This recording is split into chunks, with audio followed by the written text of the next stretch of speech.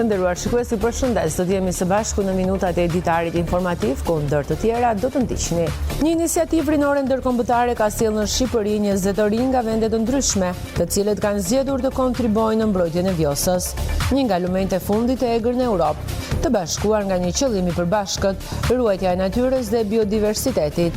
Ata kanë mbjellë mbi 3000 fidan të llojeve të ndryshme, duke rikthyer gjelbërimin në zonë.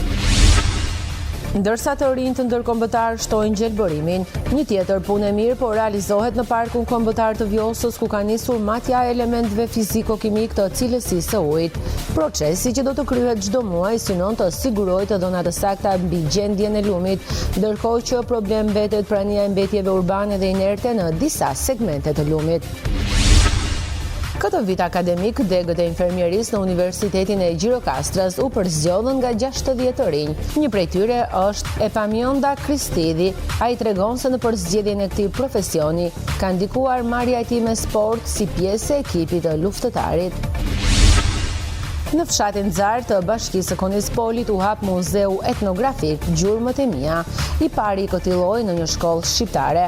Nxënës, mësues dhe komuniteti sollën objekte që tregojnë traditën, kulturën dhe historinë e fshatit.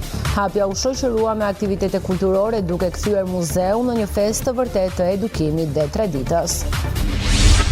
Ju njohim tani më gjerësisht. Një iniciativë rinore ndërkombëtare ka sjellë në Shqipëri rreth 20 të rinj nga vende të ndryshme, të cilët kanë zgjedhur të kontribuojnë në mbrojtjen e Vjosës, një nga lumenjtë e fundit të egrë në Europë. Të bashkuar nga një qëllim i përbashkët, ruajtja e natyrës dhe biodiversitetit, ata kanë mbjellë mbi 3000 fidan të llojeve të ndryshme, duke rikthyer gjelbërimin në zonë.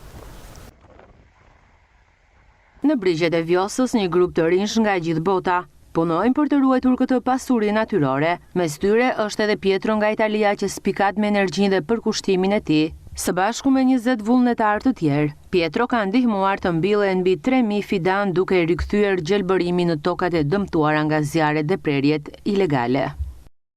Noi siamo molto felici di Të punosh këtu për natyrën dhe për brezat që do të vinë është një ndjesi e veçantë. Jemi shumë të lumtur që kemi arritur të punojmë kaq mirë këtë javë. Kishim më shumë se 20 vullnetar.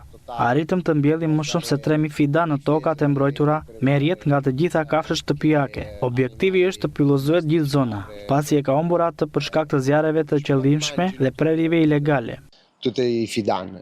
Në zonat e mbrojtura në vend, vitet e fundit vijon shtimi i sipërfaqeve të pyllëzuara me pemë të reja. Këto zona janë një pasuri me vlerë të çmuar jo vetëm për habitatin natyror, por edhe për zhvillimin e turizmit dhe ekonomisë së vendit. Ndërsa të rinjtë ndërkombëtar shtojnë gjelbërimin, një tjetër punë e mirë po realizohet në Parkun Kombëtar të Vjosës, ku ka nisur matja e elementeve fiziko-kimik të cilësisë së ujit. Procesi që do të kryhet çdo muaj synon të sigurojë të dhëna të sakta mbi gjendjen e lumit, ndërkohë që problem mbeten mbetjet urbane dhe inerte në disa segmente të lumit. Rreshtet e vazhdueshme gjatë këtyre muajve të fundit kanë ndikuar në rritjen e monitorimit në të gjithë luginën e Vjosës, si për cilësinë e ujit, ashtu dhe për praninë e specieve të ndryshme. Strukturat përgjegjëse kanë intensifikuar kontrollet në terren, duke synuar evidentimin e çdo ndryshimi që mund të ndikojë në ekosistem. Edion Maliqi, monitorues në zyren e administrimit të Parkut Kombëtar të Lumit Vjosa, gjatë një interviste bëri të ditur se është hartuar edhe një plan masash që i paraprin nisjes së sezonit turistik. Është bërë një monitorim i vazhdueshëm për gjatë gjithë rrjedhës së lumit, fal edhe sensorit që ne kemi në urën e qytetit, për të lajmëruar të gjithë qytetet e tjera që përshkruan në Lumi Vjosa mbi sasinë e prurjeve që ne kemi. Një punë tjetër që ne kemi bërë dhe po bëjmë vazhdimisht, në fakt sepse bëhet disa herë në muaj, është matja e cilësisë së ujit nëpërmjet kiteve, që është një lloj pajisje që mat se sa i pastër është ky lum. Përpos pjesës së menaxhimit, edhe pjesa e monitorimit është në veprime sipër, është i gjithë grupi është në terren për të monitoruar nga afër të gjitha problematikat apo ecurinë e lumit dhe çdo lloj shkelje dhe palishmërie që mund të ketë përgjatë Parkut Kombëtar të Lumit të Vjosës. Prania e mbetjeve në disa segmente të lumit dhe zonave përreth përbën një shqetësim serioz. Një nga problematikat kryesore janë mbetjet. kryesisht kryhen nga banorët e zonës për mos respektimin e vendepozitimeve të caktuara apo në këtë rast të koshave të mbetjeve, që i bëjnë të hidhen vende pa vend. Është një situatë në fakt që na dëmton të gjithëve, mendoj unë. Autoritetet apelojnë për bashkëpunim nga qytetarët dhe bizneset që operojnë në zonë, duke theksuar se ruajtja e pastërtisë dhe biodiversitetit të Vjosës është një përgjegjësi e përbashkët. Unë dhuroj është aplikacioni më i ri për dhuruesit e gjakut në Shqipëri, një aplikacion që synon të rrisë durimin vullnetar dhe të edukoj qytetarët për rëndësinë e shpëtimit të jetëve. Ky aplikacion gjithashtu do të ofrojë të dhëna të plota për pikat e dhurimit të gjakut në të gjithë Shqipërinë. Qendra Kombëtare e Transfuzionit të Gjakut prezanton aplikacionin Unë Dhuroj, dedikuar dhuruesve të gjakut, një platformë informuese që ofron të dhëna mbi pikat e dhurimit, grupet e gjakut dhe analizat e nevojshme duke mbështetur rritjen e dhurimit vullnetar në vend. Doktoresh Viola Shano nga Qendra Kombëtare e Transfuzionit të Gjakut bëri të ditur se aplikacioni i ri vjen në ndihmë për gjithë dhuruesit e gjakut për të marrë një informacion për sa i përket të gjitha pikave ku mund të dhurohet gjak në të gjithë Shqipërinë. Ky aplikacion që do të prezantohet sot ka të bëjë me njëjtësi për sa i përket analizave të dhuruesve të gjakut, ku ne në bazë të dhënave që do të kemi nga database, do të bëjmë një vlerësim metabolik dhe kardiovaskular, ku përgjigjet e tyre do të dërgohen me email te secili dhurues në mënyrë që të kemi një parandalim për këto riske që mund të paraqiten. Aplikacioni vjen në kuadër të projektit Ripresa, së bashku me Qendrën Kombëtare të Transfuzionit të Gjakut dhe organizatën e dhuruesve vullnetarë të gjakut. Aplikacioni vjen në kuadër të projektit Ripresa në bashkëpunim me organizatën e dhuruesve vullnetarë të gjakut.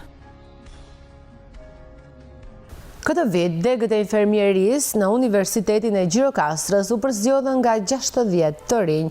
Një prej tyre është edhe Epamionda Kristidi. Ai tregon se për zgjedhjen e këtij profesioni ka ndikuar marrja e tij me sport si pjesë e ekipit të luftëtarit. Programet e infermierisë janë nga më të kërkuarat në Universitetin e Gjirokastrës. Një nga të rinj që këtë vit akademik ndjek infermierinë e përgjithshme është Epamionda Kristidi, i cili njëkohësisht është edhe sportist. Kam zgjedhur infermierinë sepse kam qenë edhe jam aktualisht pjesë e ekipit të luftëtarit. Më ka pëlqyer pjesa se si funksionon anatomia e trupit, se si funksionojnë muskujt, edhe mbi të gjitha ndihmesa ndaj njerëzve të tjerë. Kjo është çfarë më ka shtyrë që të zgjedh infermierinë për të studiuar. 19 vjeçari ndan me ne dhe ecurinë e deri tanishme si student i këtij universiteti. Përgjithsisht ka shkuar shumë mirë. Kemi bërë miqësi të reja, por edhe leksionet janë pak të vështira tani, por me kalimin e kohës bëhen më të thjeshta, sepse mësohesh edhe je më i ambientuar me ambientin, me zyshat, me profesorët, me pjesën e leksioneve. Epamionda hyri si nxënës ekselencë në universitet dhe në këtë mënyrë u përjashtua nga tarifa e studimit, ndërkohë që përfiton edhe bursën mujore. Pjesa e parë e cila është nuk paguan tarifën e parë të shkollës, që është një shumë prej 10.000 lekësh të reja ose 100.000 lekësh të vjetra, është edhe pjesa e bursës e cila na ndihmon neve sado pak qoftë ajo, sepse ne jemi adoleshentë dhe kemi ato pjesët që neve duam të bëjmë, duam të dalim ose të blejmë diçka, edhe ndihmon familjen me një pjesë të vogël ekonomike. Me ndjekjen e kësaj dege, i riu Gjirokastrit nuk synon thjesht marrjen e një diplome, por shfrytëzimin e të gjitha mundësive që universiteti ofron për të bërë i zoti në profesionin që ka zgjedhur. Universiteti mua më ofron edhe që të marr pjesë në Erasmuse, në programe shumë të ndryshme që marr pluset për mua edhe për çdo kënd tjetër. Bëhen edhe jashtë vendit të Erasmuse, mund të bëhen gjithashtu edhe binjakëzime me gjuhën, sepse unë tani po studioj për italisht edhe aktualisht po bëhet një binjakëzim me shkollën italiane për nxënësit e klasës së italishtes.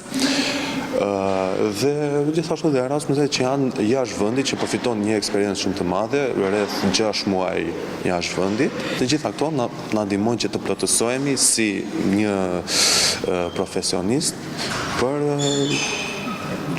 tregun e punës. Këtë vit akademik, dega infermierisë së përgjithshme në Universitetin e Qrem Çabej u përzgjodh nga 60 të rinj. 17 biznese të reja kanë çelur dyert në qarkun e Gjirokastrës fal programeve të vetpunësimit me grante mbështetëse nga Agjencia Kombëtare e Punësimit. Sektorët kryesor janë turizmi dhe prodhimi, ndërsa iniciativa synon krijimin e vendeve të punës të reja, pra dhe fuqizimin ekonomik të qytetarëve. Fal programeve të vetpunësimit me grante mbështetëse nga Agjencia Kombëtare e Punësimit, në qarkun e Gjirokastrës është bërë mundur çelja e 17 bizneseve të reja. Këto iniciativa synojnë nxitjen e sipërmarrjes, krijimin e vendeve të reja të punës dhe fuqizimin ekonomik të qytetarëve që kanë zgjedhur të ndërtojnë të ardhmen e tyre në vend. Përmes mbështetjes financiare dhe këshillimit profesional, përfituesit kanë arritur të hedhin hapat e parë drejt realizimit të ideve të tyre të biznesit. Programi i vetpunësimit ka patur një interes shumë të madh këtë vit.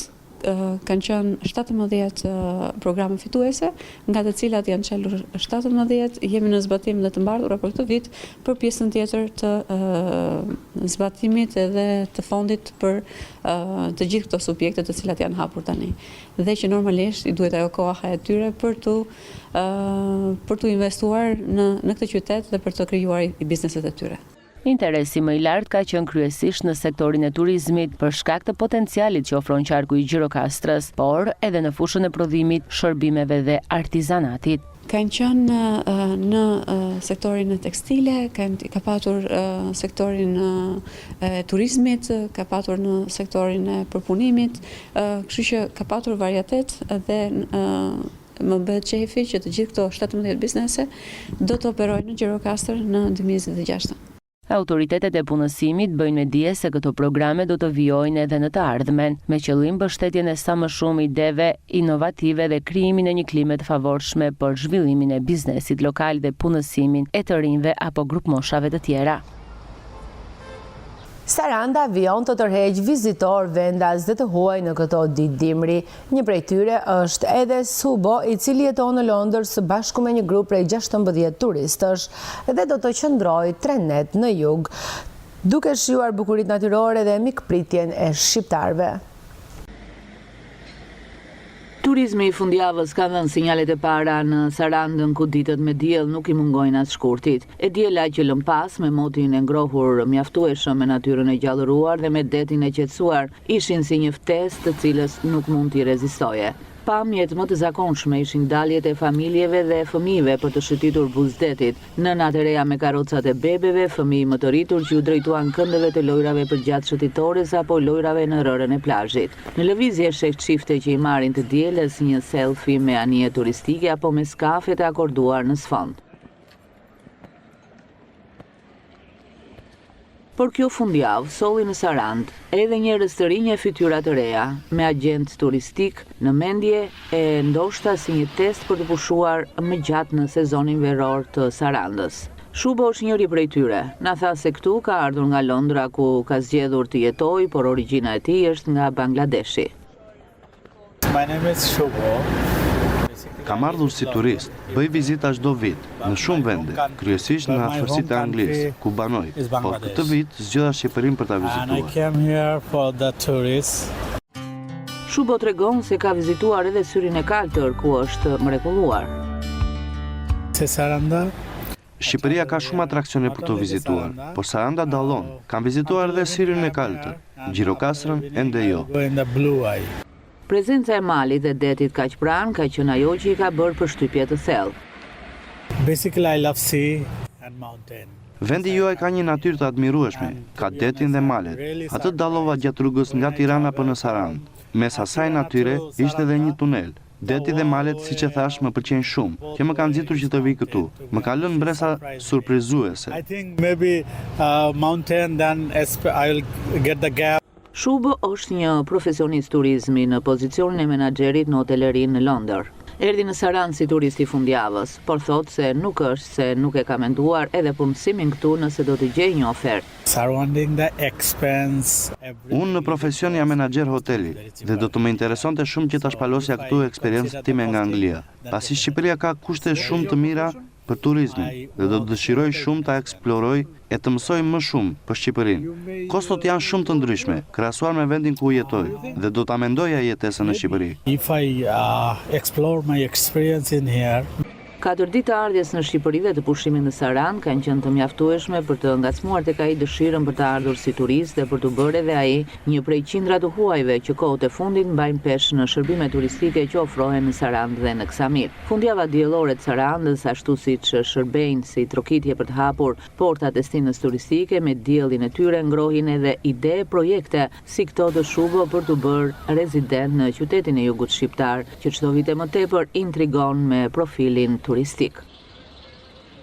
Banorët e fshatit Selon në Dropullin e Sipërm përballen me probleme serioze të shërbimeve publike, mungesa e energjisë elektrike, ajo shëndetësore apo infrastruktura rrugore, informacioni mediatik gjithashtu, po sënojnë për ditëshmërinë e tyre.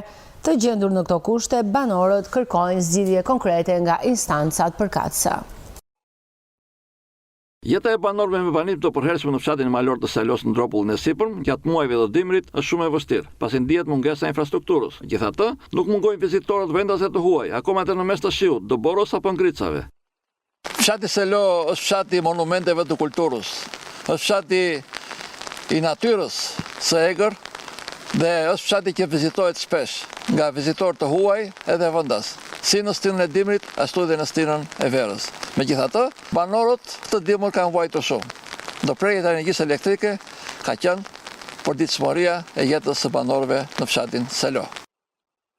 Në fshatë shkemi shikon njerëzit sot në merrin dhe ndezme vjen nitria. Drejta në rrugë bie që s'kemi dritë. Janë 10-15 ditë pa dritë të rrugar që s'kishim. Erdhë këtu, telat këtu bashkojnë janë që nga 70 ditë që vendosin dritat këtu. Për dritat kemi shumë problem. Kemi dhe njeri të semur që bëna më katër këtu dhe bëna ashtu dhe s'ka dritë. Në lidhje me energjinë elektrike nuk jemi fare mirë. Një qik të filloj shiu, pritën dritat, presim 8 orë, presim 12 orë, njerëzit janë të moshuar, kanë probleme, me keqja është që natën të ngrihet një moshuar të ketë nevoja personale, shumë vështirë në lidhje me dritat. E kemi ngritur këtë problem shumë herë dhe akoma nuk është zgjidhur. Mund të vijë një grup, të kontrollojë linja, të shikojë ku bëjnë masë, ti regulojnë kur bën diell, ata kur bën diell nuk bëjnë asnjë veprim dhe këtë punë e kemi pothuajse disa herë në muaj dhe ju e shikoni vetë sot, kemi kaq orë pa drita, mirë janë detyruar njerëzit të blejnë edhe generator që të kenë dritë elektrike, po dhe generatori i plekt nuk janë në gjendje që ta vënë në funksionim. Dëmtimi i infrastrukturës rrugore nga rreshtit e dimrit, mungesa e infermierit, si dhe mungesa e informacionit për zhvillimet politike, ekonomike, sociale dhe kulturore në vendin tonë, pasi banorët nuk kanë mundësi të shohin asnjë media vizive shqiptare, janë disa nga problemet e tjera me të cilat përballen banorët e Selos. Në fshatin Zart u hap Muzeu Etnografik Gjurmët e Mia, i pari i këtij lloji në një shkollë shqiptare. Nxënës, mësues dhe komuniteti sjollën objekte që tregojnë traditën, kulturën dhe historinë e fshatit. Hapja u shoqërua me aktivitete kulturore duke e kthyer muzeun në një festë të vërtetë të edukimit dhe traditës. Tradita dhe historia një fshatit e hershëm si Zara në bashkinë e Konispolit vjen për të treguar të gjitha ciklet e jetës. Me nismën e drejtorit të shkollës, Arber Xhaferi, tani Zara e ka një muze, ku e djeshmja i fletës sotmes dhe brezave të rinj përmes objekteve etnografike të ekspozuara në një sallë të veçantë. Për ngritjen e muzeut, Gjurmët e Mia u angazhuan nxënës, mësuese, prindër, mbështetur nga komuniteti, nga bashkia e Konispolit si dhe biznesi vendas. Drejtori i shkollës ka një falënderim për të gjithë dhe thotë se ndjehet i plotësuar që shkolla nëntëvjeçare Mehmet Xhaferi bëhet e para shkollë në shkallë vendi me një muze etnografik që ka gjithë 1000 vjeçarët e fshatit brenda. Muzeu i parë etnografik në shkollë në Republikën e Shqipërisë.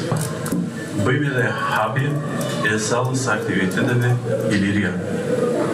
Ky është një investim totalisht i bashkisë Konispol.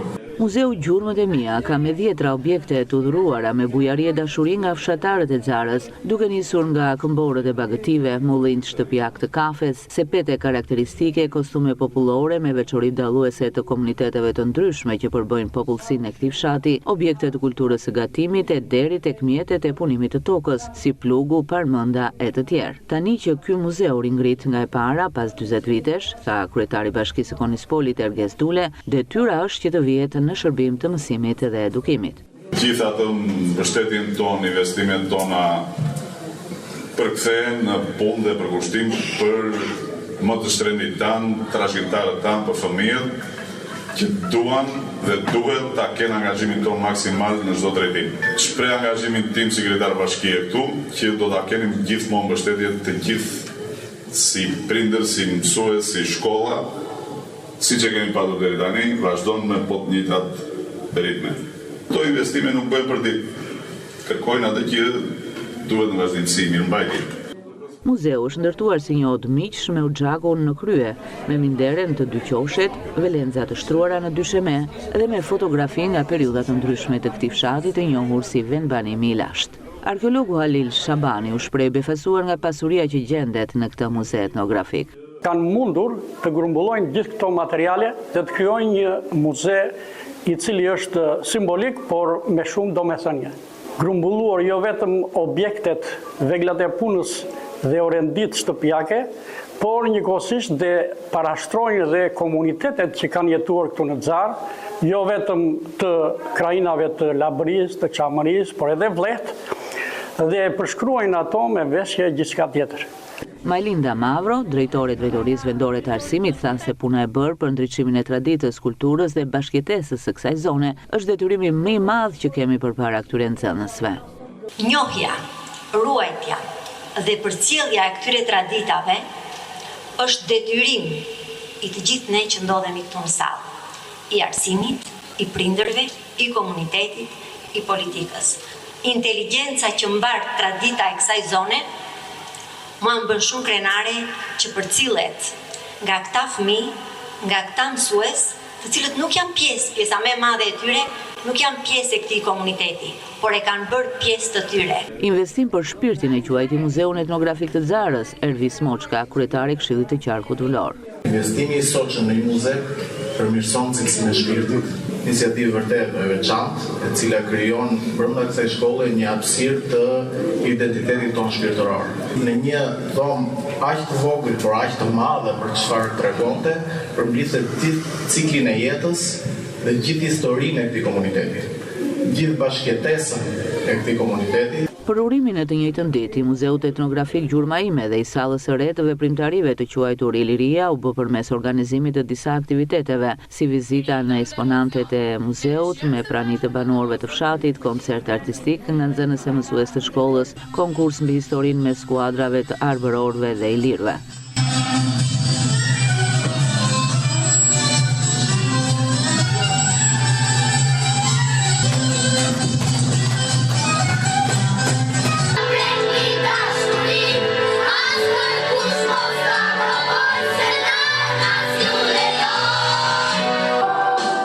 Për urimi i Muzeut Etnografik dhe i sallës së aktiviteteve në shkollën e Xarës u kthye në një festë të vërtet kulturore, historie dhe arti.